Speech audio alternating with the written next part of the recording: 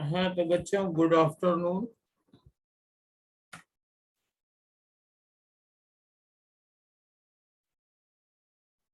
Good afternoon sir.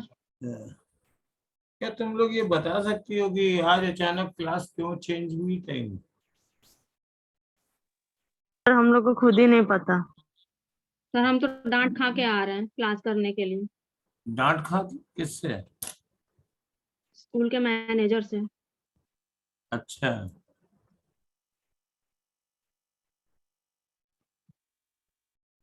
क्यों, क्या हुआ रोहित, क्यों डांट क्यों खाई? सर अच्छा, 1:30 बजे छुट्टी होती है तो बोले या तो खुद ही पढ़ लो या तो पढ़ा लो। हाँ तो ये पता नहीं क्यों रख दी गई। शाम को होती थी आराम से। इसकी रिकॉर्डिंग तुम लोगों को नहीं मिलती है क्या? सर रिकॉर्डिंग तो मिल जाती है लेकिन जो इंटरेक्शन क्लास में हम जैसे पूछ लेते हैं वो सर 2 रिकॉर्डिंग। दिन लेट मिलती है। हम्म। और सर जो जो चीज हम क्लास में ऐसे इंटरेक्ट करके पूछ लेते हैं वो रिकॉर्डिंग में सिर्फ कंफ्यूज वो डाउट ही रह जाएगा तो क्या मतलब बनता है। हम्म। चलो अच्छा, कल हम लोगों ने गौसला किया था। सर हाँ बोलो। सर कल की टेस्ट का 22 और 35 वाला क्वेश्चन देख लीजिएगा लास्ट में। 23rd और 22 और 35। अच्छा, चलो पहले वही बता देते हैं।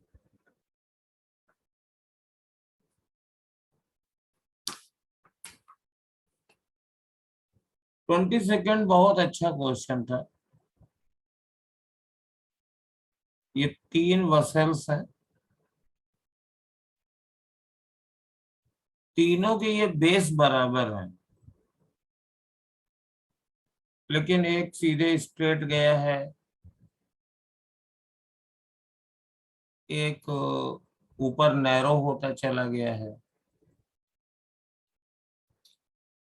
और एक ऊपर वाइड होता चला गया है। देखो जो बेस पर फोर्स आएगा वो प्रेशर इंटू एरिया आएगा, तो हमें प्रेशर निकालना है। अब यहाँ पर तीनों में सेम वॉल्यूम का लिक्विड डाला गया है। तो जैसे मान लो ऐसे डाला गया है, ये कोई लिक्विड का वॉल्यूम है, एरिया इसका ए है, तो ये हाइट एच ही है। तो जब वही लिक्विड आप इसमें डालोगी जो ऊपर नैरो होता चला गया है ना, तो ये ज्यादा हाइट में आ पाएगा, क्योंकि लिक्विड का वॉल्यूम सेम है। और उतना ही वॉल्यूम अगर तुम इस वेसल में डालोगे तो ये और कम हाइट लेगा। जितना ज्यादा एरिया, वॉल हाइट उतनी ही कम रहेगी। तो ये बिल्कुल एरिया बराबर रहा तो ये आ गया, लेकिन अगर हम इसको ऐसे फैला देंगे तो हाइट कम हो जाएगी, ऐसे श्रिंक कर देंगे तो हाइट ज्यादा हो जाएगी। तो इस हिसाब से जो प्रेशर होता है HDG, वो सबसे ज्यादा थर्ड वेसल में होगा इसमें, तो फोर्स भी इसी पर सबसे ज्यादा होगा। तो maximum in vessel third answer है। ठीक है ना? तुम लोग सोच रहे होगे क्या इक्वल होगा सभी में? ये सही ही किया था। इक्वल नहीं है। इक्वल नहीं होगा, हाइट अगर सेम रखते सर तब इक्वल हाइट होगा। अगर सेम रखेंगे तब इक्वल आएगा।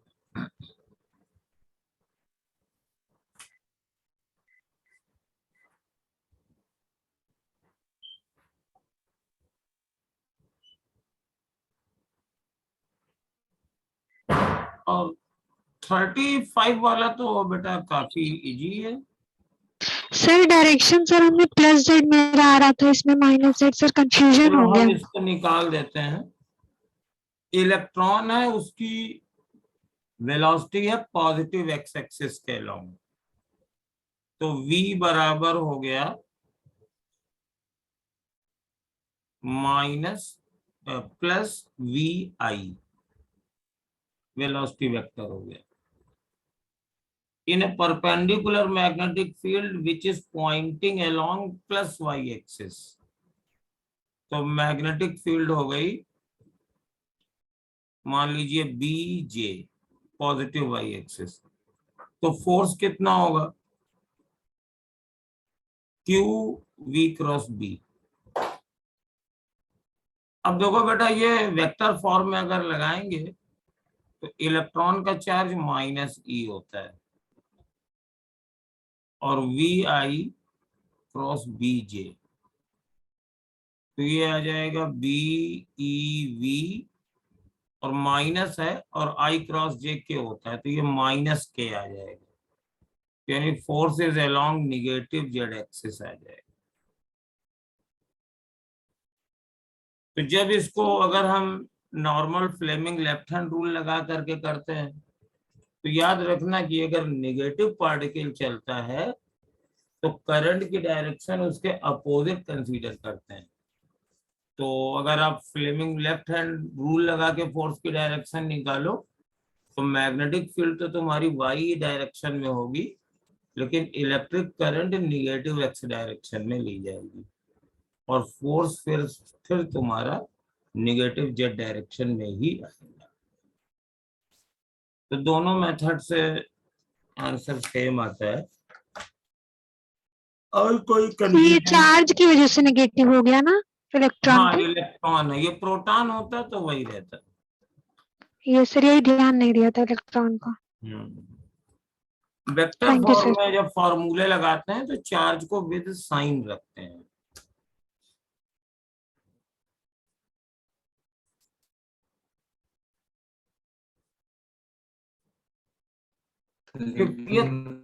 वाला क्वेश्चन किया था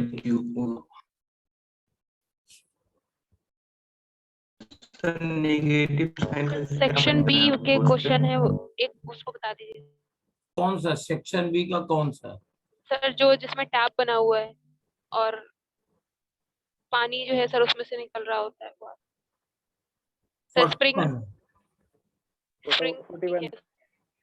जिसमें पूछा गया है कि स्प्रिंग में कंप्रेशन कितना होगा। Yes sir, yes sir. Sir 35 वाले में फोर्स नेगेटिव का क्या मतलब है? नहीं, फोर्स नेगेटिव का मतलब ये है कि that is acting toward the negative Z axis. तो वो तो सर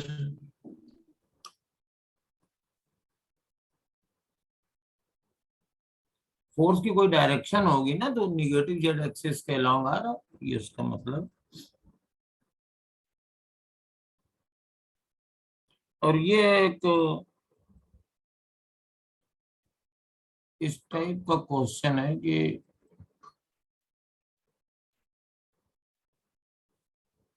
ऐसे क्वेश्चन तुम लोगों को कराए गए होंगे फ्लूइड मैकेनिक्स में, कि जैसे यहां से पानी निकल रहा है v स्पीड से, तो liquid emerging per second is equal to area into velocity. तो मास कितना हो जाएगा, इसको डेंसिटी से मल्टीप्लाई कर दो। मोमेंटम कितना हो जाएगा, मोमेंटम ये हो जाएगा डी ए वी मास और वी स्क्वायर, वी से मल्टीप्लाई कर दिया। तो निकलने से पहले वाटर का मोमेंटम 0 था, निकलने के बाद हो गया डी ए वी स्क्वायर, तो momentum change D A V square हो गया। तो जो पर सेकंड मोमेंटम चेंज होता है उसी को फोर्स कहते हैं। तो डेल्टा पी ये पर सेकंड है ही, क्योंकि ये 1 सेकंड में निकलने वाला वाटर है, तो ये फोर्स हो जाएगा D A V square. What does it mean कि यहां से ये बर्तन इस पे D A V square force लगा रहा है और ये निकलने वाला पानी इस पर पीछे की ओर फोर्स लगा रहा है। और ये तो एक्सपीरियंस सबको मालूम ही है कि जैसे एक बैलून ले लीजिए, फुला लीजिए, तो अगर इधर से एयर निकलेगी तो बैलून इधर भागता है, क्योंकि निकलने वाली एयर इधर बैलून पर फोर्स लगाती है। रॉकेट का प्रिंसिपल ही यही है, फ्यूल जला के एक तरफ गैस निकालते हैं तो दूसरी तरफ से रॉकेट चलता है। तो यहाँ लिक्विड निकल रहा है, बर्तन पर फोर्स लगेगा, तो बर्तन पर फोर्स लगेगा तुम्हारा इतना, और उसकी वजह से, और यहाँ फ्रिक्शन बिल्कुल है नहीं, तो ये वसल अंदर की ओर जाने लगेगा। यहाँ जो स्प्रिंग लगी है तो ये इसको बैलेंस करेगी, तो kx is equal to DAV², तो x is equal to DAV²/K।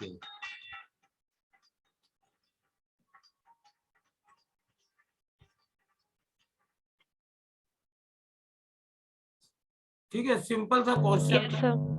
Apply करा दिया था। ये तो सबको मालूम ही होता है, ये तो गाइडों में पूछा भी जाता है, उसको थोड़ा सा आगे बढ़ा दिया। इसको हम ऐसे भी पूछ सकते थे कि बर्तन को किसी रफ सरफेस पर रख देते, तो कहते कि स्टैटिक फ्रिक्शन कोफिशिएंट कितना हो कि ये स्लाइड ना करे, तो जब ये पानी इधर से निकलेगा तो इधर फोर्स लगाएगा, तो जो फ्रिक्शन कोफिशिएंट हो कितना होना चाहिए, तो वो रोकना चाहिए, फ्रिक्शन ही इसको रोकेगा। तो दिस फोर्स DAV² बराबर μs, और ये वसेल का मास इंटू जी, तो μs की वैल्यू कम से कम इतनी होनी चाहिए। ये भी पूछा जा सकता था।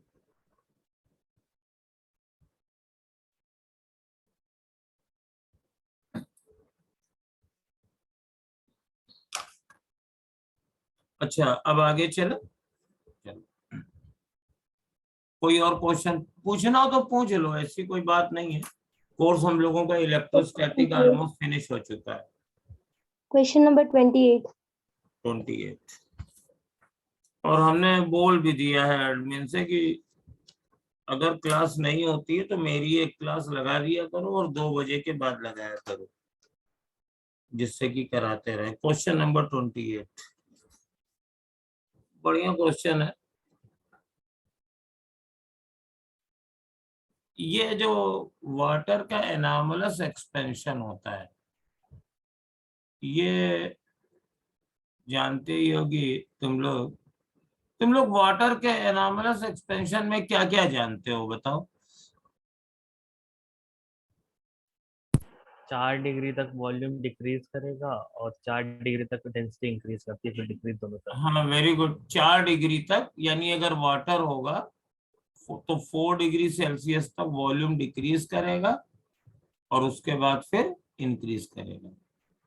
तो वॉल्यूम 4 डिग्री सेल्सियस पर मिनिमम होता है, और डेंसिटी के साथ क्या होता है, ये उल्टा हो जाएगा, है ना, ऐसे हो जाएगा।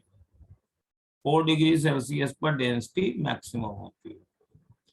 चलो, इतनी बात तो ठीक है। अब ये बताओ, इस ग्राफ के बारे में क्या मालूम है। अगर हम एक्सपेंशन कॉफिशिएंट निकालें, जो ये होता है delta V upon V into delta T, जिसको हम लोग गामा कहते हैं, कॉफिशिएंट ऑफ वॉल्यूम एक्सपेंशन, तो 0 से 4 डिग्री सेल्सियस तक ये निगेटिव आएगा कि पॉजिटिव आएगा, इसका स्लोप देगा ना delta V upon delta T, तो ये टेंजेंट का स्लोप निगेटिव है, तो ये निगेटिव रहेगा अप टू 4 डिग्री सेल्सियस तक, और साथ में वेरिएबल भी रहेगा, क्योंकि ये स्ट्रेट लाइन नहीं है, वेरिएंग होगा, और ये पॉजिटिव होगा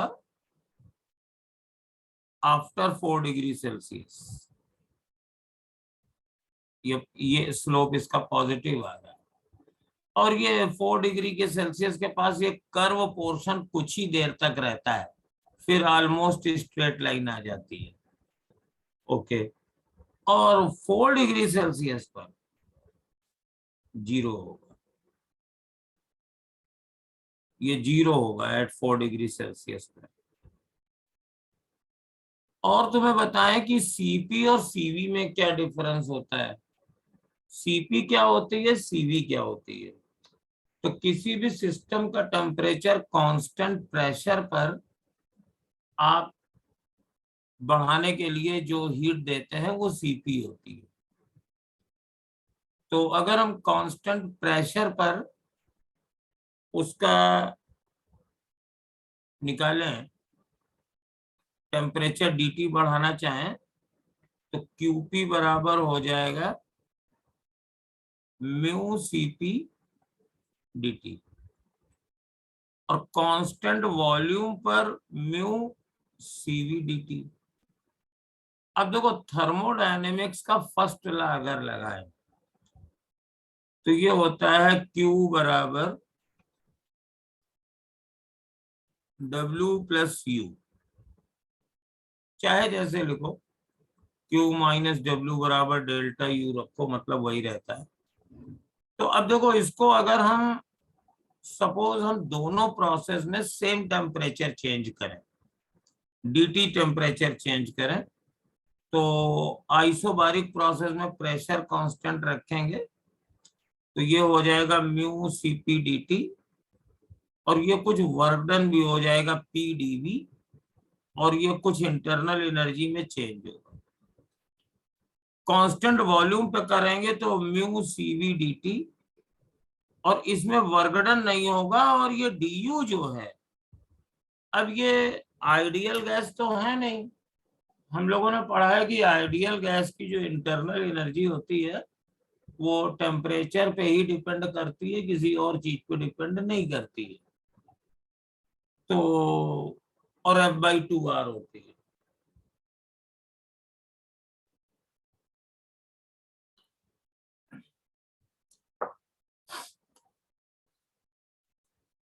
तो यहाँ पे अच्छा, गैस में ये काफी ज्यादा वेरी कर जाती है डिफरेंट प्रोसेस में। अब ये लिक्विड है और यहाँ पे अगर इन दोनों से डीयू में चेंज मेजॉरिटी टेम्परेचर पे डिपेंड करती है, तो यहाँ से आप देखेंगे कि mu CP DT equal to P DV, और डीयू की जगह म्यू सीवी डीटी रख दिया हमने। यहाँ से हमने ये माना कि चूंकि टेम्परेचर में चेंज हम सेम कर रहे हैं तो इंटरनल एनर्जी में चेंज ऑलमोस्ट सेम होगा। अब यहाँ पे ध्यान देने की बात यह है कि आप टेम्परेचर बढ़ा रहे हो तो ये डीवी कम हो जाएगा if you are for water and between 0 to 4 degree Celsius, तो ये वाला टर्म निगेटिव आ जाएगा। तो सीपी बराबर क्या हुआ, P DV upon mu DT और प्लस सीवी। अब अगर ये डीवी अपॉन डीटी निगेटिव हो गया तो इसका मतलब है कि CP is less than CV हो गया। तो for 0 to 4 degree Celsius water की सीपी सीवी से कम होती है। अगर ये 4 डिग्री सेल्सियस के बाद सीपी ग्रेटर देन सीवी होती है। वन थिंग मोर, सीपी और सीवी का डिफरेंस सिग्निफिकेंस गैसेस में होता है, और ये जो चेंजेस होते हैं, सीपी बड़ी होती है या सीवी बड़ी होती है, this is very small in magnitude, और देयरफॉर हम लोग सॉलिड और लिक्विड के लिए सीपी और सीवी को लगभग बराबर ही मानते हैं। ओके, तो ये फुल डिस्क्रिप्शन था। मुझे मालूम है ये कम लोगों को मालूम होता है। Sir CP nearly equal to CV किस केस में? Nearly equal to CV for solids and liquids.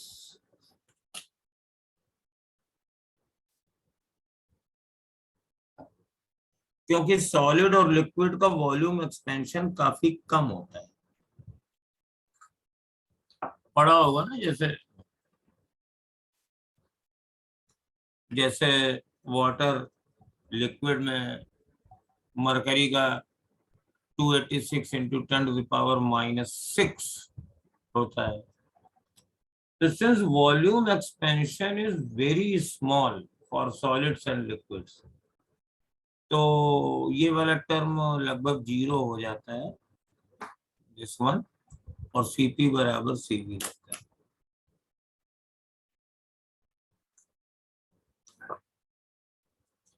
कभी आपने सॉलिड्स के लिए Cp Cv अलग अलग प्रोसेस के लिए बस उसकी स्पेसिफिक हीट दे देते हैं, वैल्यू नहीं देखी होगी। गैसेस के लिए Cp Cv ये सब दी जाती है।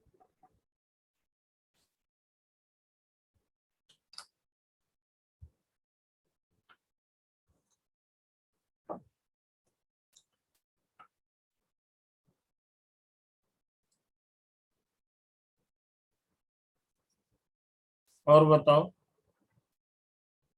अब आगे चलें, कुछ इलेक्ट्रिक फ्लक्स वगैरह किया जाए। Yes sir. ये क्लियर हुआ कि नहीं हुआ? Yes sir. पीपीसीवी वाला एक्चुअली एनॉमलस एक्सपेंशन में सारी चीजें उल्टी हो जाती हैं, उसका बिहेवियर ही उल्टा है, वॉल्यूम बढ़ने के बजाय घट रहा है, तो बाकी सारी चीजें भी रिवर्स प्रोसेस में हो जाती हैं। अच्छा ये बताओ कि वाटर में ये जो एनॉमलस एक्सपेंशन होता है, ये होता किसकी वजह से, कॉज क्या है इसका?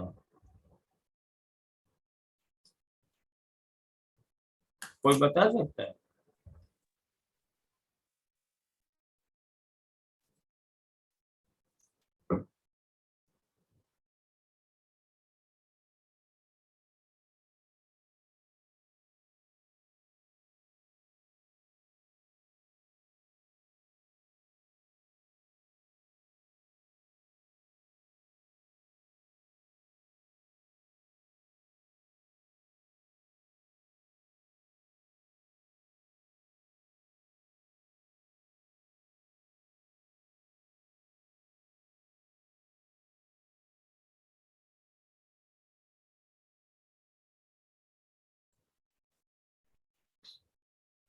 नहीं समझ में आया। हाइड्रोजन बॉन्डिंग पढ़ा है ये?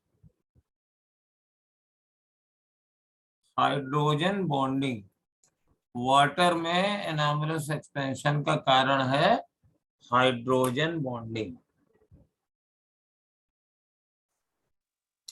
टेम्परेचर नहीं वेरीफाई करेगा इसमें? हाँ, सर टेम्परेचर पे नहीं डिपेंड करेगा? टेम्परेचर पे तो डिपेंडेंसी बता ही दी कि 0 से 4 डिग्री सेल्सियस तक वॉल्यूम घटेगा और 4 डिग्री से उसके आगे बढ़ेगा। तो लेकिन 0 से एक्सपेंशन क्यों होता है, तुम्हें लोगों को क्या मालूम है एक्सपेंशन क्यों होता है किसी भी मटेरियल में? क्योंकि वो चीजें फैलती हैं, क्यों फैलती हैं?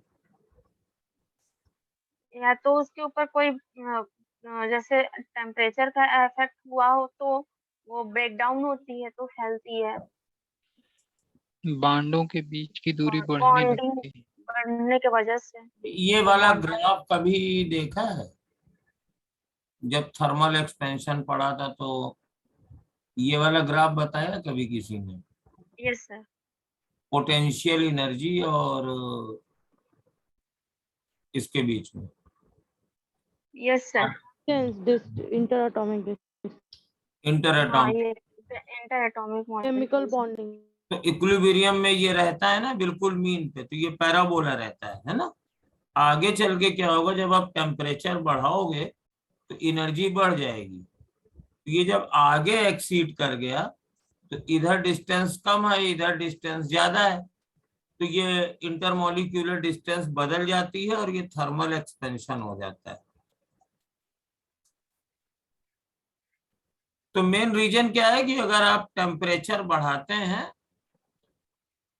तो ये जो इंटर एटॉमिक डिस्टेंस है वो बढ़ जाती है, और इंटर एटॉमिक डिस्टेंस बढ़ने का रीजन ये होता है कि पोटेंशियल एनर्जी और डिस्टेंस का ग्राफ एसिमेट्रिक होता है।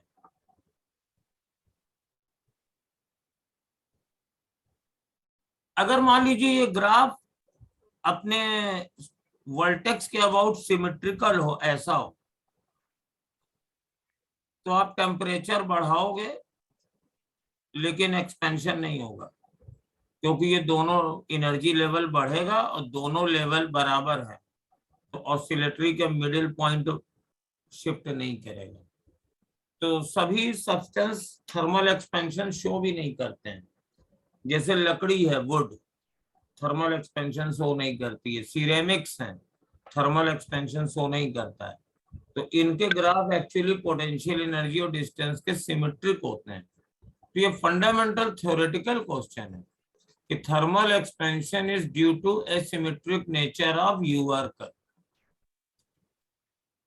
तो यहाँ पर ये होता है।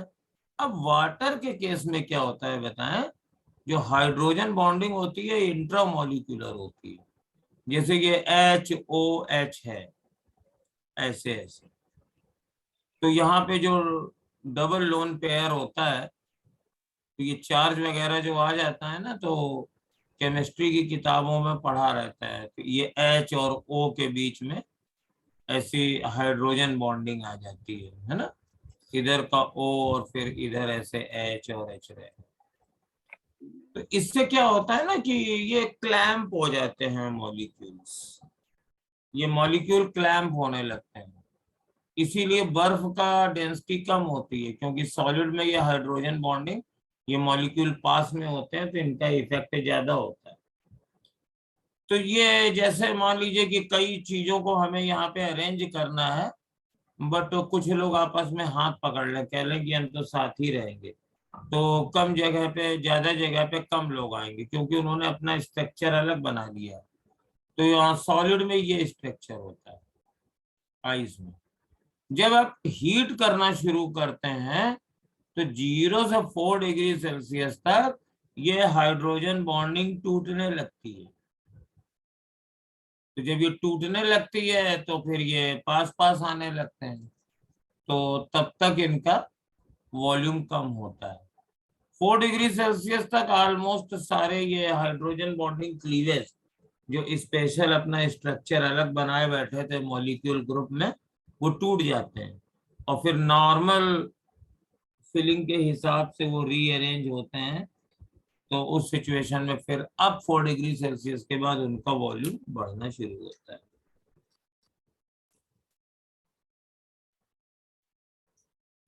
तो ये रीजन था। अच्छा ये बताओ, हाइड्रोजन बॉन्डिंग सिर्फ वाटर में ही होती है कि किसी और में भी होती है?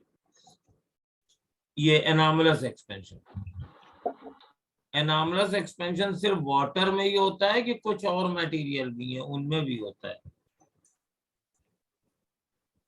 वाटर में ही होता है सर।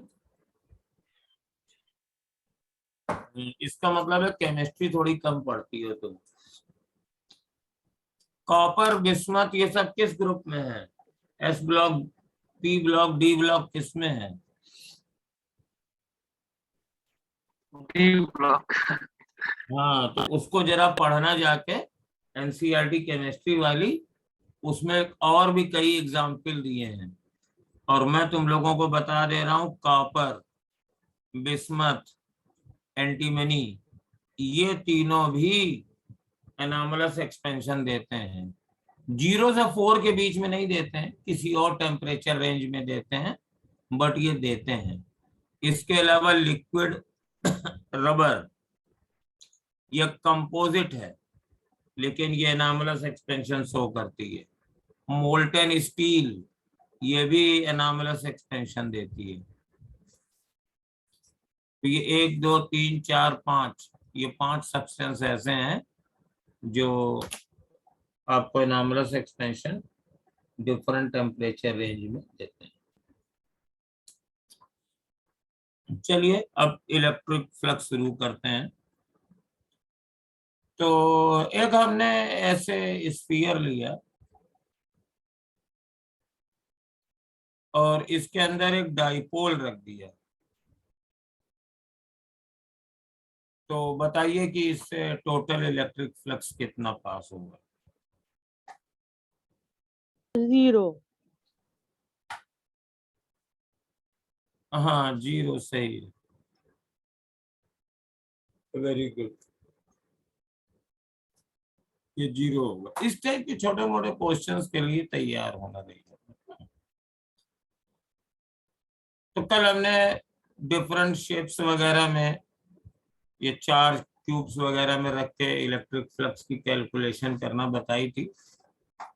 और गॉस लॉ का सबसे बड़ा यूज है फाइंडिंग इलेक्ट्रिक फील्ड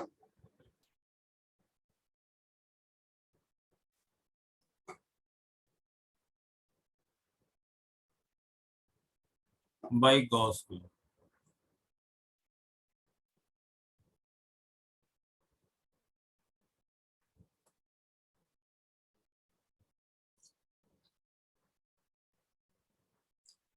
अब इसमें है क्या कि तुम लोगों को बहुत ज्यादा डेरिवेशन की जरूरत नहीं है, लेकिन इससे जो रिजल्ट आते हैं वो तुम्हारे लिए इम्पोर्टेंट है।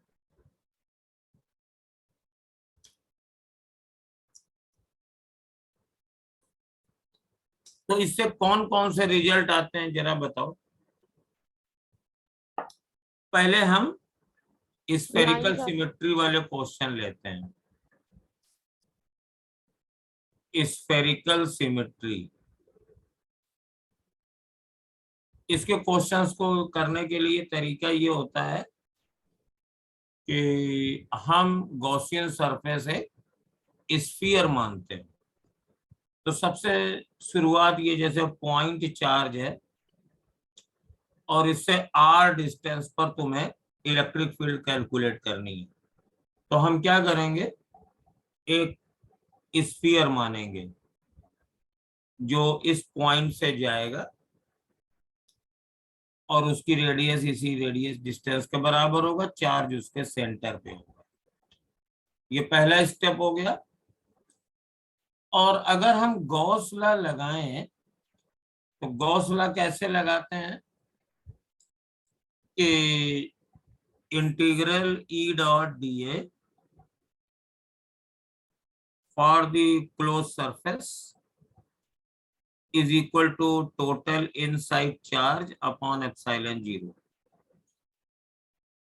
तो देखो यहाँ पे सिमेट्री इंपॉर्टेंट है, क्योंकि चार्ज सेंटर पे है तो everywhere electric field will be equal in magnitude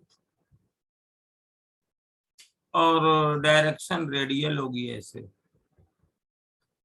ये डायरेक्शन रेडियल होगी और स्फेरिकल सिमेट्री है तो नॉर्मल भी इधर होगा। तो जब हम इसको एक्सपेंड करेंगे तो E into D A into cos theta अगर करते हैं और sigma Q inside upon epsilon 0, तो ये E बाहर आ जाएगा और कॉस थीटा एवरीवेयर कोई भी ले लो लोकेशन, थीटा 0 ही रहेगा। तो कॉस 0 1 हो गया। तो बचा इंटीग्रल डीए और वो इस स्फीयर का area 4 pi R square is equal to अंदर चार्ज क्यू है अपॉन एप्सिलॉन 0। तो इलेक्ट्रिक फील्ड तुम्हारे पास आ गई। Electric field is equal to Q upon 4 pi epsilon 0 R square है। और ये वेल नोन रिजल्ट है, हम लोग कूलम्स लॉ से भी जानते हैं, है ना, कूलम्स लॉ से भी जानते हैं। तो इसको और जगह लगाओ, कूलम्स लॉ तो आता ही है। तो यहाँ पर चलो हम लोग ऐसा करते हैं कि कुछ केसेस लेते हैं। तो पहली केस हम ले रहे हैं, ये हम बना ले रहे हैं फिगर।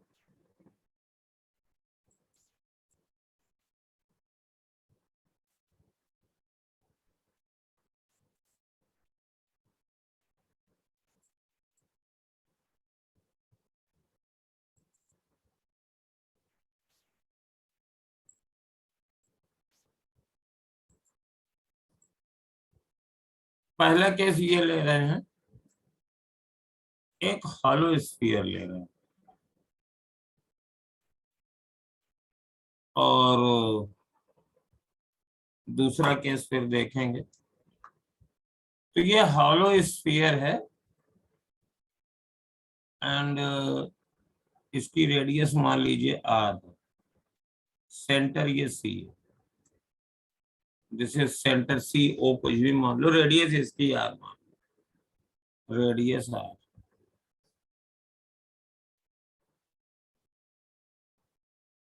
इसको मैं कहूंगा थिन स्फेरिकल सेल।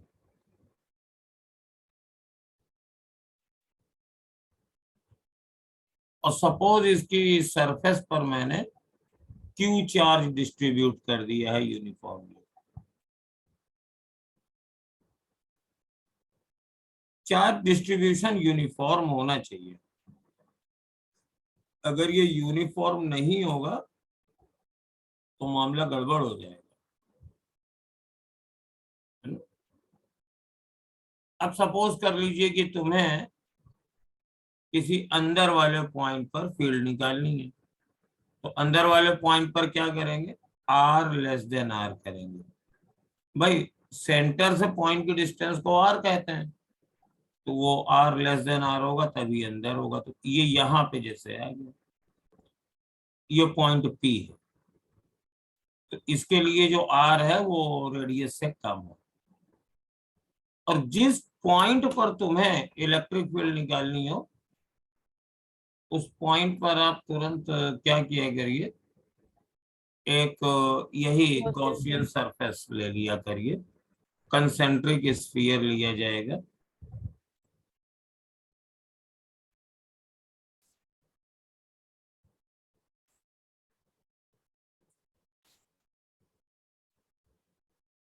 और इसका मैं कलर चेंज कर दूंगा तुम लोगों के लिए, क्योंकि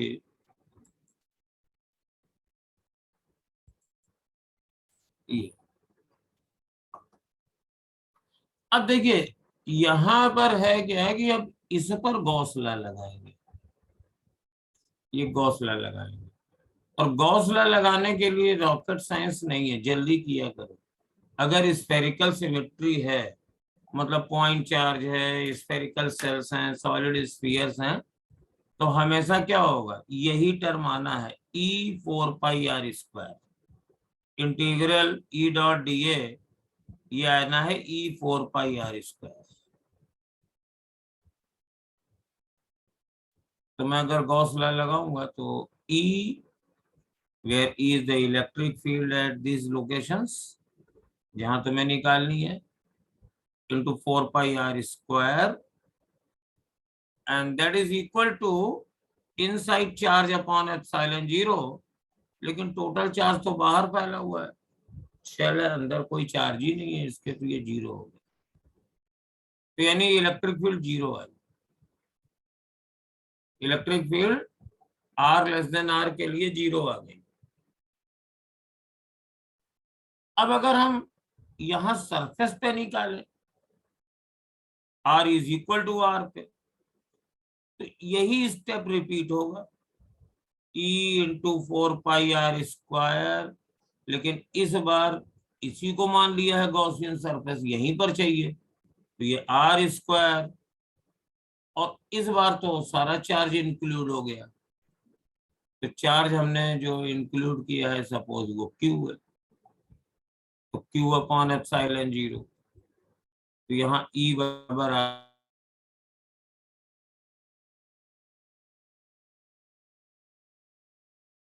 Q अपॉन R²।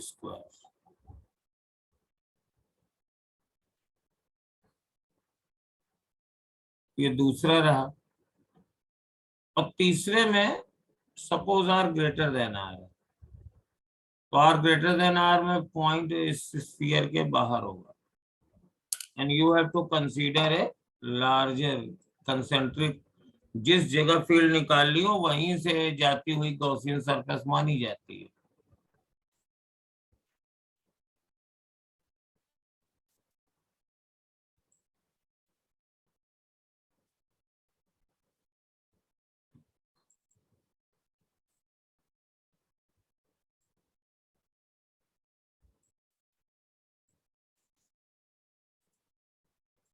ये गॉसियन सरफेस है, ये जो इसका R है वो ग्रेटर देन R है, ये R है, ये R that is greater than. अब इस पे लगाओ तो क्या बनेगा, E into 4 pi small R square, पूरा चार्ज आ गया, Q अपॉन एप्सिलॉन 0। तो E बराबर 1/4 pi epsilon 0 Q upon R square.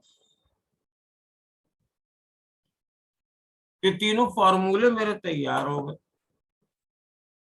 अब इसको हम लोग अगले पेज पे ग्राफ में बना लेते हैं। पहले फॉर्मूले लिख लें।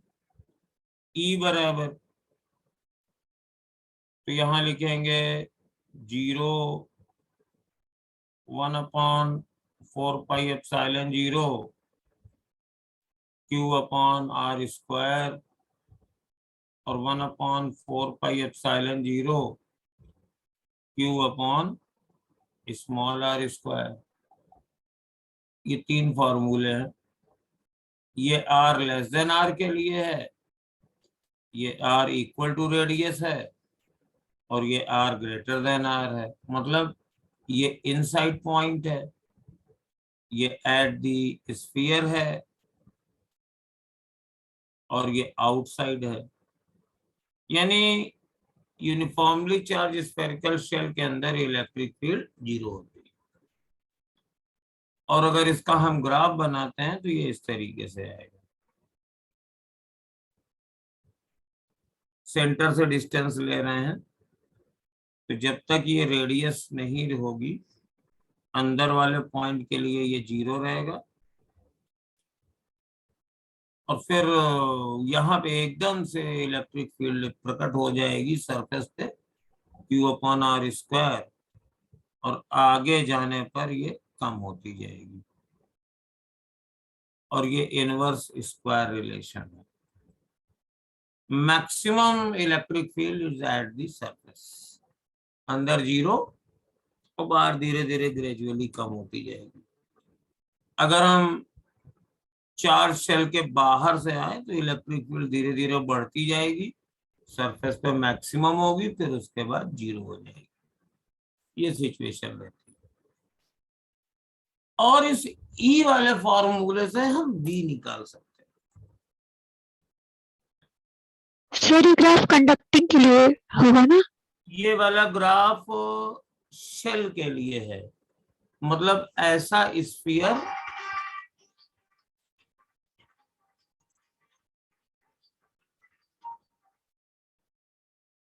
हेलो, हाँ,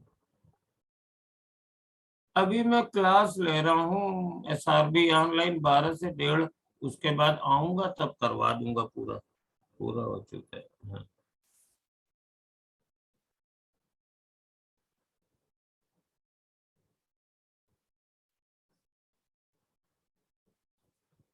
तो बेटा ये शेल के लिए फॉर्मूला है ना।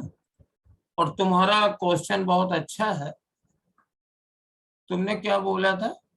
कंडक्टर सर जैसे ये शेल है तो कंडक्टिंग शेल है या फिर नॉन कंडक्टिंग? नॉन कंडक्टिंग के लिए अलग ग्राफ बनेगा ना? मैं बता रहा हूँ तुम्हें। ये फॉर्मूले तुमने देख लिए ना। ये थे स्फेरिकल शेल,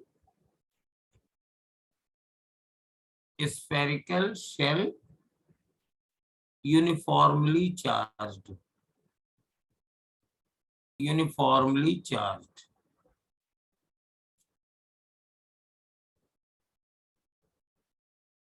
तो अब ये फॉर्मूले कब लगेंगे कब नहीं लगेंगे ये बता दे रहे हैं तुम्हें। हालांकि कोई खास बात नहीं है।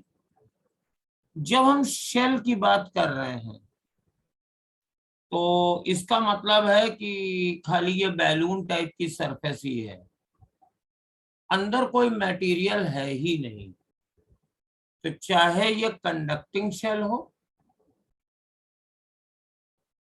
या नॉन कंडक्टिंग शेल हो, ये दोनों के लिए चलेगी, है ना। क्योंकि अंदर आप चार्ज दे ही नहीं सकते हो। तो कंडक्टिंग में क्या होगा, आप इसको चार्ज दोगे, ये अपने आप यूनिफॉर्मली स्प्रेड आउट हो जाएगी। और नॉन कंडक्टिंग में क्या होगा भैया कि इसको आपको यूनिफॉर्मली चार्ज करना पड़ेगा।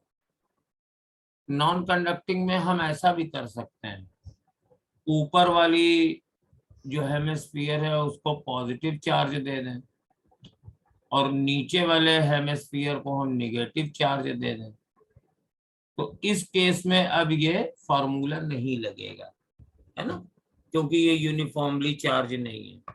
या फिर चार्ज डेंसिटी बदल जाए तो भी ये वाला फॉर्मूला नहीं लगेगा, है ना। तो मेन क्या है, ये शेल होनी चाहिए और साथ में अंदर कोई चार्ज नहीं होना चाहिए और यहाँ का चार्ज डिस्ट्रीब्यूशन यूनिफॉर्म होना चाहिए, कंडक्टिंग हो या नॉन कंडक्टिंग हो। और अगर मैं सॉलिड स्फीयर लेता हूं तो सॉलिड स्फीयर भी दो तरीके के हो सकते हैं, एक कंडक्टिंग। तो कंडक्टिंग सॉलिड स्फीयर का मामला ये है कि अंदर मटेरियल होता है लेकिन आप चार्ज अंदर नहीं रख सकते, क्योंकि हम लोगों को मालूम है किसी भी कंडक्टर के सिर्फ बाहर वाले साइड पर ही चार्ज रहता है। तो अगर ये कंडक्टिंग स्फीयर भी लिखा हो तो भी वो शेल की तरीके से ही बिहेव करेगा। तो यही वाला रिजल्ट हम कंडक्टिंग स्फीयर के लिए भी लगा सकते हैं। अब कंडक्टिंग स्फीयर को चार्ज दोगे अंदर नहीं आएगा, खाली बाहर फैल जाएगा यूनिफॉर्मली। तो ये हर तरह की शेल के लिए और कंडक्टिंग सॉलिड स्फीयर के लिए ये फॉर्मूला चलता है। सर ग्राफ सेम रहेगा दोनों के लिए? हाँ, जब फॉर्मूले सेम रहेंगे तो ग्राफ भी सेम रहेगा। कंडक्टर के अंदर चार्ज नहीं आ सकता, ग्राफ सेम रहेगा, जो प्लस माइनस सर हमने तो सर पढ़ा था, याद आ रहा है मुझे कि नॉन कंडक्टिंग में इनसाइड होगी शायद फील्ड प्रोपोर्शनल में, तो इस तरह कंफ्यूजन आ रहा था हमको। तो मैंने क्या बोला, ये कंडक्टिंग स्फीयर बोला है ना, इसमें मैंने नॉन कंडक्टिंग तो बोला नहीं। नॉन कंडक्टिंग का बोल रहे हैं। हाँ, डाइइलेक्ट्रिक स्फीयर या नॉन कंडक्टिंग स्फीयर के केस में ये फॉर्मूले नहीं चलेंगे, क्योंकि उसके अंदर भी चार्ज दिया जा सकता है, शेल चाहे जिस तरीके की हो। अब तुमने क्या किया, क्वेश्चन ऐसे ही बनाते हैं, एक कॉपर की शेल ले ली आर रेडियस की और 1 माइक्रोकूलम चार्ज दे दिया, रेडियस 10 सेंटीमीटर है, तो ये कंडक्टिंग शेल है, चार्ज यहां बाहर फैल जाएगा यूनिफॉर्मली, ये वाले फॉर्मूले लगाओ। और तुमने कहा कि एक प्लास्टिक की शेल है, एक प्लास्टिक की शेल है और उसको हमने यूनिफॉर्मली चार्ज कर दिया है, तो ये नॉन कंडक्टिंग शेल है, लेकिन आपने यूनिफॉर्मली चार्ज कर दिया है, खाली सरफेस पे ही चार्ज दिया है क्योंकि अंदर तो कुछ है नहीं, तो भी ये फॉर्मूला लगा सकते हो। और आपने कहा कि ये कॉपर का सॉलिड स्फीयर है, इसको मैंने 1 माइक्रोकूलम चार्ज दे दिया, ये सॉलिड स्फीयर है, तो ये भले ही सॉलिड स्फीयर है लेकिन अंदर तो चार्ज जाएगा नहीं क्योंकि कंडक्टिंग है, तो बाहर ही फैल जाएगा। तो इन तीनों केसेस में यही फॉर्मूले चलेंगे, क्या, अंदर फील्ड 0 और बाहर वाली Q/R² के प्रोपोर्शनल है। लेकिन डिफरेंट केस क्या है, जैसे हम एक डाइइलेक्ट्रिक स्फीयर ले लें, प्लास्टिक का स्फीयर ले लें, तो जब इसको चार्ज देंगे तो अंदर भी चार्ज आ जाएगा, तब ये वाले फॉर्मूले इसमें नहीं लगेंगे, उसके लिए फॉर्मूले अलग से लगाने पड़ेंगे। बात क्लियर हो गई अब सबको? और अगर फॉर्मूले वही रहेंगे तो ग्राफ भी वही रहेगा, है ना। अगर फॉर्मूले वही रहेंगे तो ग्राफ भी वही रहेगा। बोलो बोलो, कोई क्लियर, कोई डाउट बोलो, नो पूछे। सर, नो सर, कोई डाउट नहीं। Sundaram Singh, Adil, future doctor Rajit, future doctor, सब लोग फ्यूचर डॉक्टर हो गए हैं। फ्यूचर डॉक्टर रोहित, प्रभाकर विश्वास, प्रियंबदा, सबको ये क्लियर हो गया ना, ये फॉर्मूले कब लग सकते हैं? Yes, sir. तो नॉन कंडक्टिंग का भी बता। अब बेटा तुम लोग हमारी एक सलाह मानोगे? Yes sir. अब अपने नाम के आगे फ्यूचर डॉक्टर हटा दो, उससे पोटेंशियल एनर्जी बनेगी। और तुम्हें फ्यूचर डॉक्टर नहीं, डॉक्टर लिखना है अपने नाम के आगे। Yes sir. तो फ्यूचर डॉक्टर को डॉक्टर में बदलने के लिए पोटेंशियल एनर्जी को काइनेटिक में बदलो, जुट जाओ। अभी से लोग डॉक्टर कहने लगे तो वो इंथियोसिन नहीं रहता है कि मुझे डॉक्टर बनना है।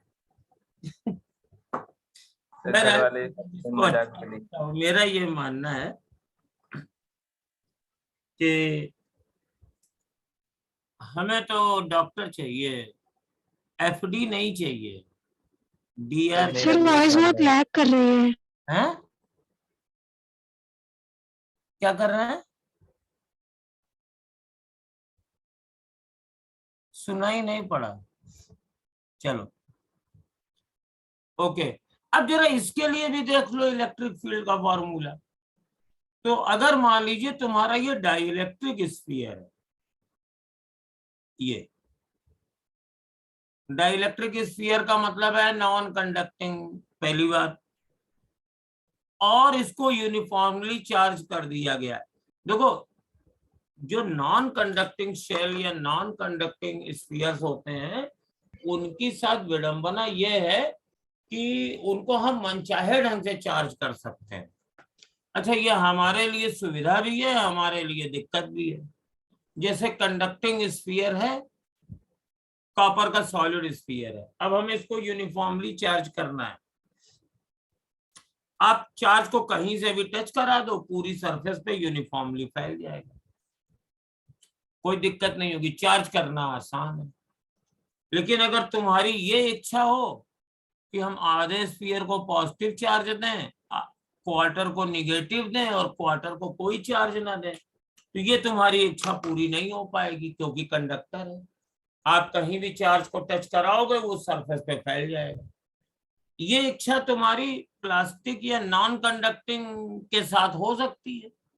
आपको जहां जहां जैसा जैसा चार्ज रखना हो वहां वहां रख दीजिए, मनचाही डिजाइन के चार्ज मिल जाएंगे, आधा पॉजिटिव आधा निगेटिव टाइप का, जैसा चाहो। लेकिन इसको चार्ज करना कठिन है, क्योंकि ये चार्ज खुद स्प्रेड नहीं होगा, तब तुम्हें इसके हर पॉइंट पर चार्ज रखना पड़ेगा। तो यही चीज है। तो ये अगर डाइलेक्ट्रिक स्फीयर है तो इसको यूनिफॉर्मली चार्ज करो, यानी चार्ज बिल्कुल ये फैला हुआ है। अब 3 पॉइंट यहां पे भी लेंगे, एक आर ग्रेटर देन आर, एक आर इक्वल टू आर। इन दोनों में कोई फर्क नहीं पड़ेगा, क्योंकि जब गॉसियन सरफेस बाहर की ओर लोगे तो जितना भी चार्ज इस स्फीयर को दोगे सब इसके अंदर आ जाएगा। तो अगर ये बाहर वाला है तो E इंटू 4πr² बराबर Q/ε0। तो E बराबर 4πε0 Q/r²। और अगर यही सरफेस पे फील्ड निकालनी है तो भी पूरा चार्ज इसके अंदर है, तब हो जाएगा E into 4πR² is equal to Q/ε0। तो ये 1/4πε0 Q/r² आ गया। लेकिन अगर ये अंदर वाला पॉइंट है तो फिर मामला थोड़ा सा गड़बड़ हो जाता है। यहाँ पे इलेक्ट्रिक फील्ड E मान लें तो E इंटू 4πR² लिखेंगे, वो तो ठीक है, लेकिन चार्ज सिर्फ वही लेंगे जो इतने में होगा। कैसे निकालें? 1/ε0 लिख लो। टोटल चार्ज तुमने दिया था Q, टोटल वॉल्यूम था 4/3πr³, और जितने में चार्ज कंसीडर करना है उसका वॉल्यूम है 4/3πr²। तो मचाओ काटा पीटी, 4/3π काटो, तो मेरे पास इलेक्ट्रिक फील्ड यहाँ आ जाएगी 1/4πε0 QR/, ये r² है और ये r³ है, तो एक r ऊपर बचा, अपॉन r³। ये रिजल्ट हमारे पास डिफरेंट आ गया। तो ये जो हमने पीछे फॉर्मूले लिखे थे अभी, ये इन फॉर्मूलों में ये कब कब चलते हैं ये तो हमने बता ही दिया। लेकिन अगर यूनिफॉर्मली चार्ज डाइइलेक्ट्रिक स्फीयर हो, यूनिफॉर्मली चार्ज्ड डाइइलेक्ट्रिक स्फीयर,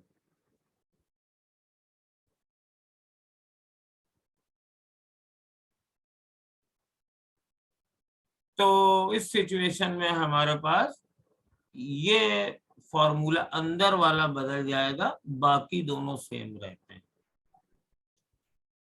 तो ये पूरा कॉपी मैं कर लेता हूं यहाँ पे।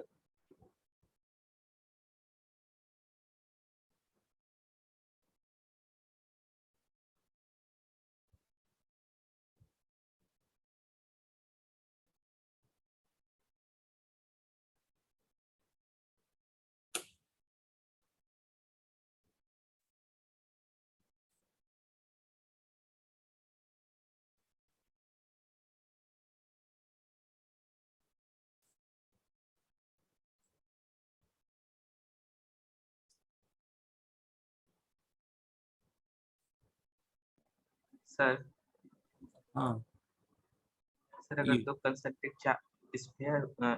स्फेरिकल दो कंसेंट्रिक रिंग हो और तो दोनों के कंसेंट्रिक, अलग अलग, जी मैं सुन नहीं पाया आपकी बात। बस ये फॉर्मूला बदल जाएगा। सर दो कंसेंट्रिक स्फीयर है और दोनों पे चार्ज अलग अलग है, अरे तो उसके लिए क्या बता रहा हूँ फॉर्मूला? ना, आप देखिए तो आप सुन नहीं रहे हैं ना। मैं बता तो रहा हूँ, ये Q R upon R Q, बस अंदर वाला फॉर्मूला बदलेगा। और ग्राफ कैसे बदलेगा, अभी तो मैं एक की बात कर रहा हूं ना भाई, अब दूसरा तो अभी आएगा। तो अभी आ रहा है ये, तो ये ऐसे आ गया, देखो ये गया क्योंकि डायरेक्टली प्रोपोर्शनल है, और ये ऐसे डिक्रीज करेगा। तो यानी अगर आप चलेंगे तो मैक्सिमम तो सरफेस पे ही फील्ड रहेगी, फिर घटेगी, सेंटर पे फील्ड 0 होगी, लेकिन ये लीनियरली डिक्रीज करेगी। तो that is the formula.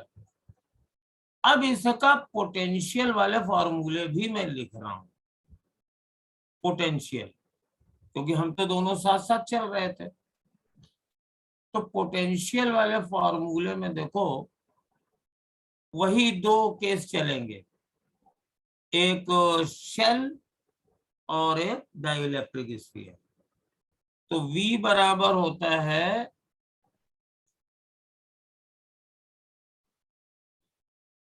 1/4πε0 Q/R, अगर R लेस देन R है, 1/4πε0 Q/R अगर R इक्वल टू R है, और 1/4πε0 Q/r अगर R greater than R।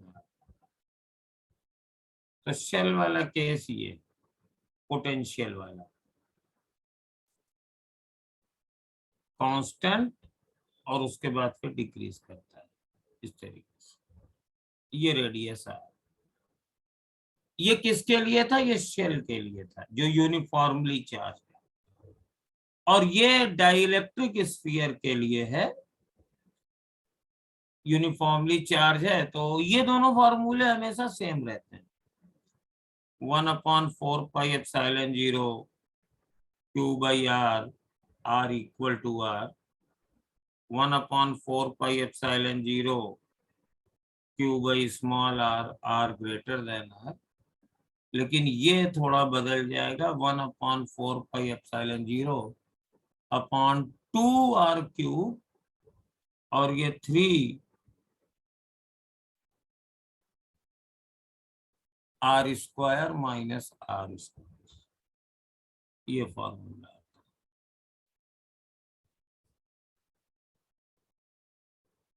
For R less than R। ये फॉर्मूला बदल जाएगा अंदर वाला, और इसका ग्राफ इस तरीके से आता है। यहाँ पे पोटेंशियल मैक्सिमम सेंटर पर है, और 3/2 r, अगर r बराबर 0 है तो 3/2 Q/r आएगा। यहाँ मैंने Q नहीं लिखा। और यहाँ पे जो फॉर्मूला है इसका, ये 1.5 गुना है। तो यहां से यहां तक का ग्राफ एक्चुअली पैराबोला होता है। दिस इज पैराबोला, ये पैराबोला की इक्वेशन। और उसके बाद फिर ये हाइपरबोला रहता है, ये प्रोपोर्शनल टू 1/r, हाइपरबोला। ये फॉर्मूले निकले कैसे? जैसे हम फील्ड को इंटीग्रेट करके पोटेंशियल निकाल सकते हैं, उस तरीके से हम इसको निकाल सकते हैं।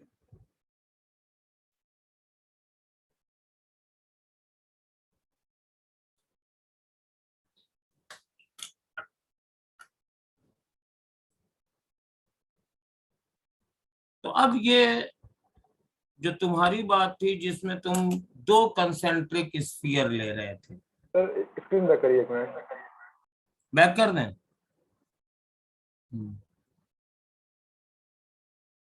तो हो गया सर, थैंक यू। हाँ, ये कोई 2 की बात कर रहा था, अभी हमने 1 की बात करी है। 2 की बात अगर कर रहे हो तो ऐसे करो, देखो ये 2 ले लिया तुमने। क्या ले रहे थे? रिंग ले लिए रहे थे कि क्या ले रहे थे बताओ?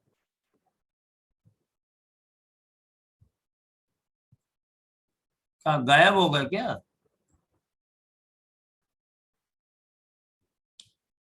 यही बोल रहे थे ना? Yes sir. तो ये क्या थे? दोनों स्फेरिकल शेल थे। जी सर। हाँ, अब ये क्या चाह रहे हो इसमें? सर चार्ज डिफरेंट हो जाए।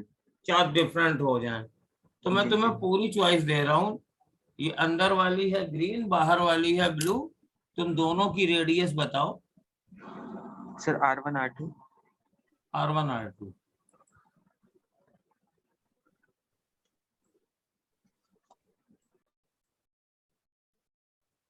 R1 R2 रखोगे, कुछ R2R नहीं रखोगे? चलो ठीक है, क्या सर? चलो R1 सर R2। जैसा आप जैसे आप नहीं नहीं, असल नॉर्मल। में कैलकुलेशन थोड़ी सी लंबी हो जाती है, खैर कोई बात नहीं, समझने के लिए सही है।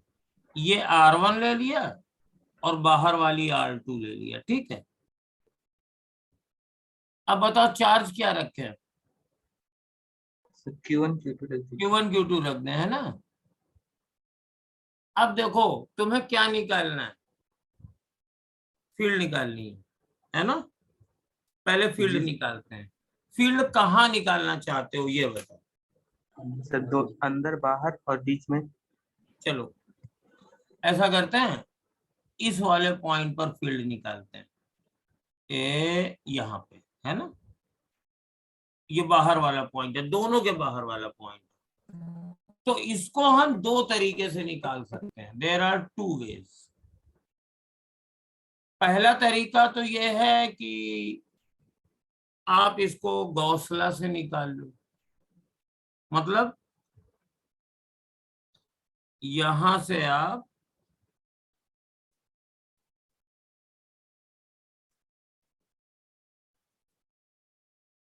एक गॉसियन सरफेस मान लो, दोनों यूनिफॉर्मली चार्ज हैं, और यहाँ फार्मूला लिख दो E इंटू 4πr², जो भी डिस्टेंस यहां से मान रहे हो, इज इक्वल टू।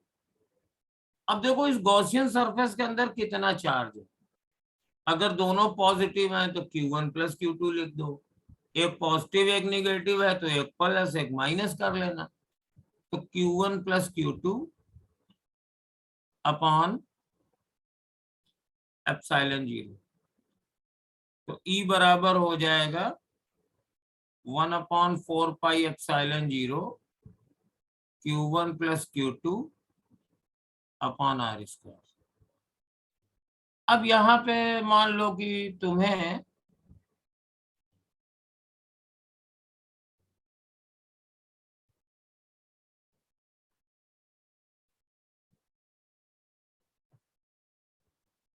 यहाँ पे बीच वाले पॉइंट पे निकालना है, ये r डिस्टेंस है। तो यहाँ पे ये तो r की वैल्यू ग्रेटर देन r2 थी तभी बाहर गया। यहाँ पे अगर r है तो r की वैल्यू r1 से तो बड़ी है लेकिन r2 से छोटी है।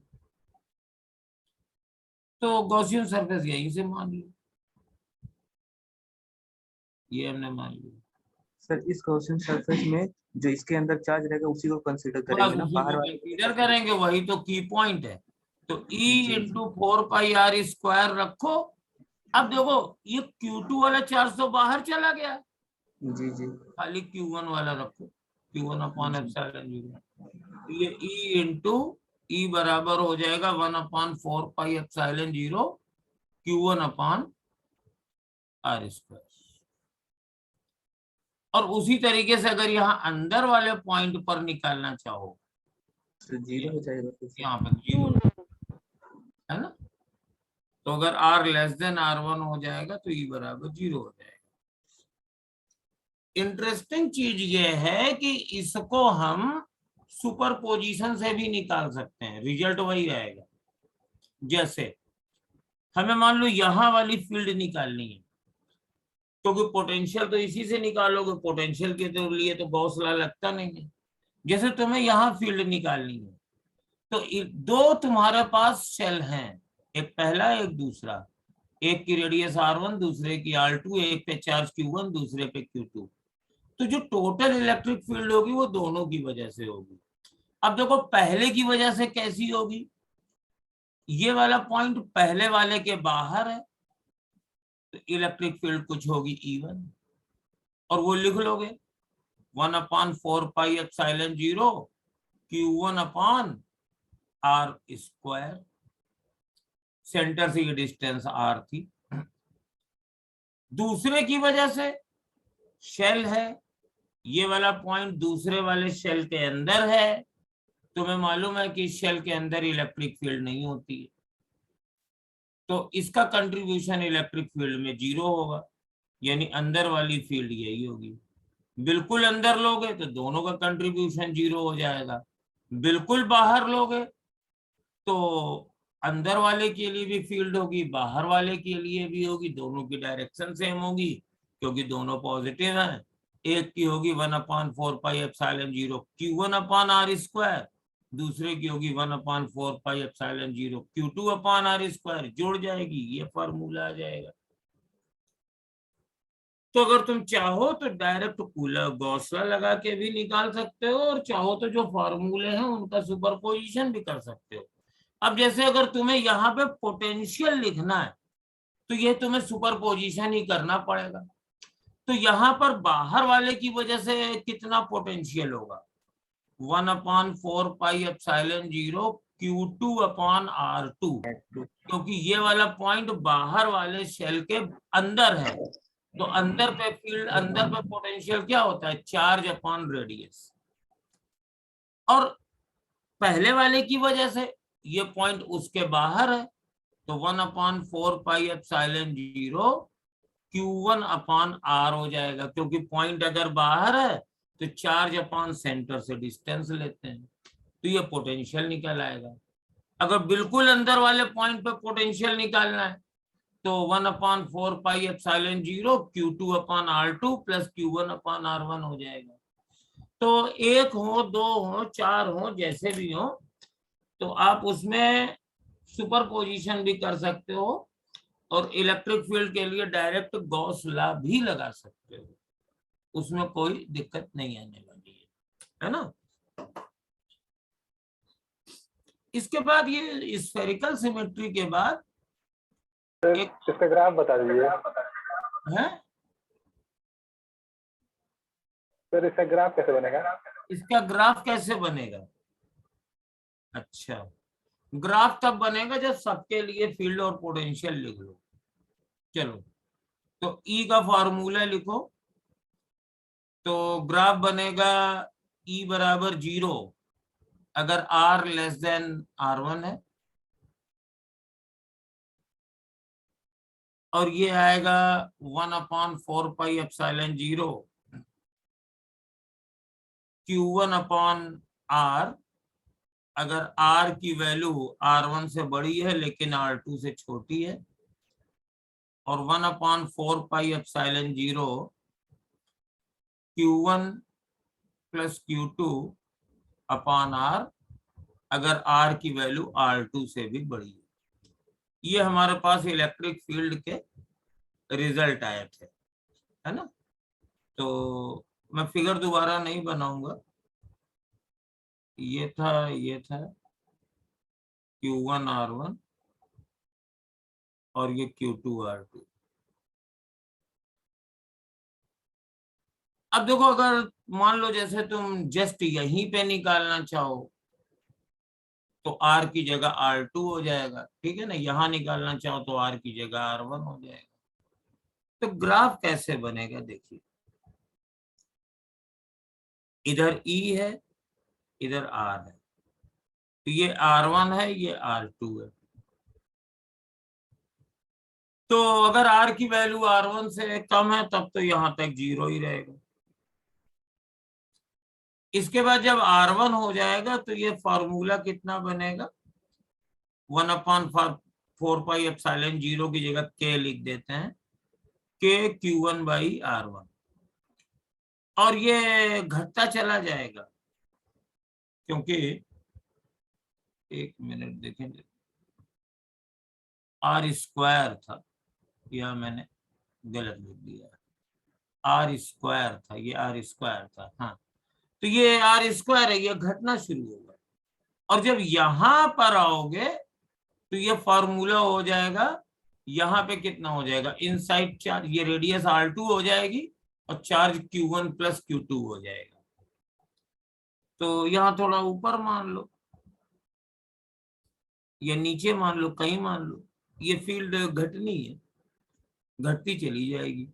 तो मान लीजिए यहां तक आ गई, ऐसे घटते घटते घटते घटते घटते, ठीक है ना। तो ये हमारे पास ग्राफ है, यानी पहले तो फील्ड 0 थी, यहां पर फील्ड एकदम से प्रकट हो गई, Q1 अपॉन R1 स्क्वायर, और फिर ये यहां तक चलनी है, ये फॉर्मूला चल रहा है, तो R बढ़ रहा है ऐसे जाने में, तो घटती घटती घटती यहीं पे जाएगी, तो ये घटती चली गई। लेकिन जैसे ही आप R2 पर आओगे तो फील्ड कितनी हो जाएगी, Q1 plus Q2 upon R2 square. अब ये वाला पॉइंट जो है वो जब तक न्यूमेरिकल वैल्यू क्लियर नहीं होगी हम लोकेट नहीं कर सकते, क्योंकि Q1 अपॉन ये R1 स्क्वायर वैल्यू थी यहाँ पे, के तो बना ही रहेगा, और यहाँ वाली वैल्यू जो है वो के Q1 plus Q2 upon R2 square है, और R2 R1 से बड़ा है, तो डिनोमिनेटर तो बड़ा हुआ है, वो वैल्यू घटाएगा, लेकिन न्यूमरेटर भी बढ़ रहा है।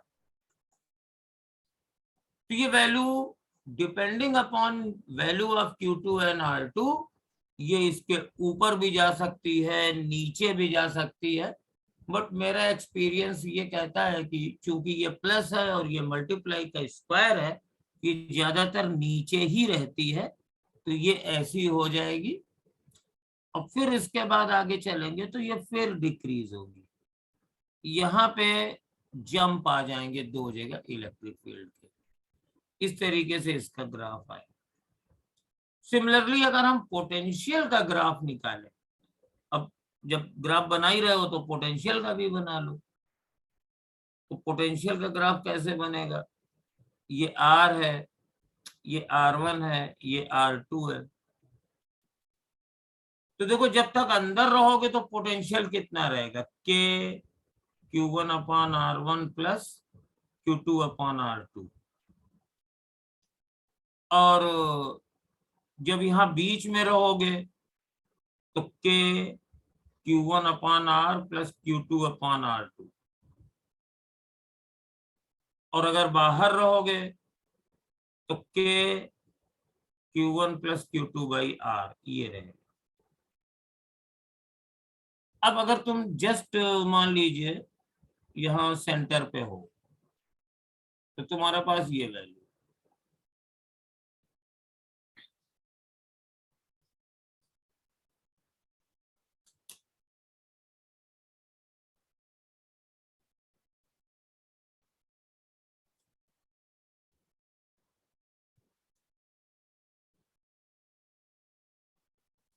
ये वैल्यू है यहाँ तक, ये इतनी है Q1/R1 प्लस Q2/R2, जब तक आप यहां तक नहीं आए। जैसे ही यहां पर आए तो इसके आगे बढ़े तो ये R1 वाला टर्म क्या है, R हो गया, और ये उतना ही रहा। तो ये तो बढ़ रहा है और ये उतना ही रहा है, तो अब ये धीरे धीरे कम होता चला जाएगा, तो ये कम होता चला जाएगा ऐसे, और उसके बाद फिर ये भी बढ़ता चला जाएगा, तो ये इसके बाद फिर ये कम होता चला जाएगा। तो ये आपका पोटेंशियल।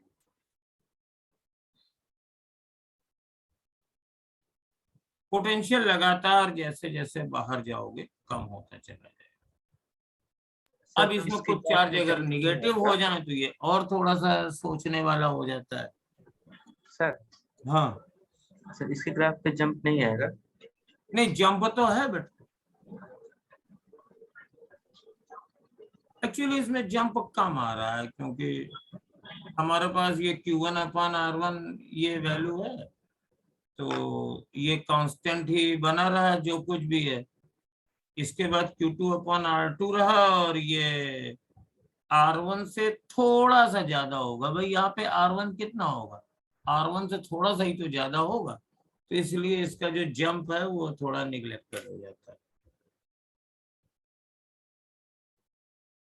फील्ड में मेजॉरिटी मतलब 0 से उसमें जाती है तो काफी ज्यादा जंप आता है।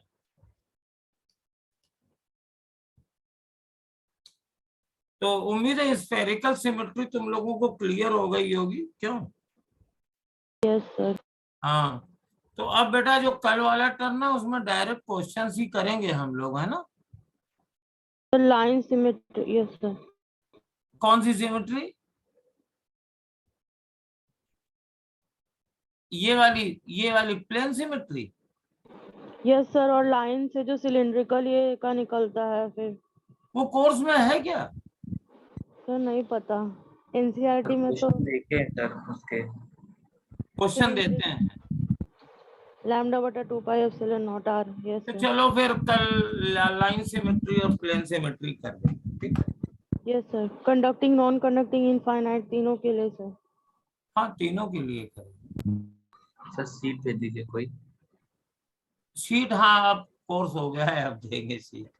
हमने कहा पहले पूरी कर। अभी एक शीट अलग से देनी पड़ेगी तुम लोगों को, motion of charge particle in electric field, जो एनसीईआरटी में है, नहीं क्वेश्चन पूछे जाते हैं। सर हाँ sir please work power energy वाली शीट एक बार फिर से भेज दीजिए। हे भगवान, मेरा कंप्यूटर बीच में फॉर्मेट हुआ था। रूही, अगर हमें मिल गई तो जरूर भेज देंगे, ठीक है? सर किसी के पास नहीं है, मैंने बहुत मांगा इसीलिए। नहीं, अपने ऑफलाइन वाले बैच से देखेंगे। सर भाई किसी के पास वर्क पावर एनर्जी की शीट हो तो एक हमें भेज दो, जो हमने शेयर अरे सर आप बोले थे रिवीजन कराने के लिए एक बार पूरा जितना पढ़ा है स्टार्टिंग से अभी तक का, कब कराएंगे? कोर्स तो पूरा पूरा सिलेबस हो जाएगा है। सर एक दिन उसे में निकाल करा दिया सर, धीरे धीरे भूल रहा है। अच्छा, धीरे धीरे बोल रहा है। Yes, sir sir. हम लोग का कब तुम तक हो याद जाएगा जल्दी से कोर्स? करना सर चाहते हम लोग का कोर्स कब पहले तक हो जाएगा? सिलेबस तो करवाइए, रिवीजन तो सर हो ही जाएगा, सिलेबस तो कंप्लीट हो पहले हमारा। हम्म,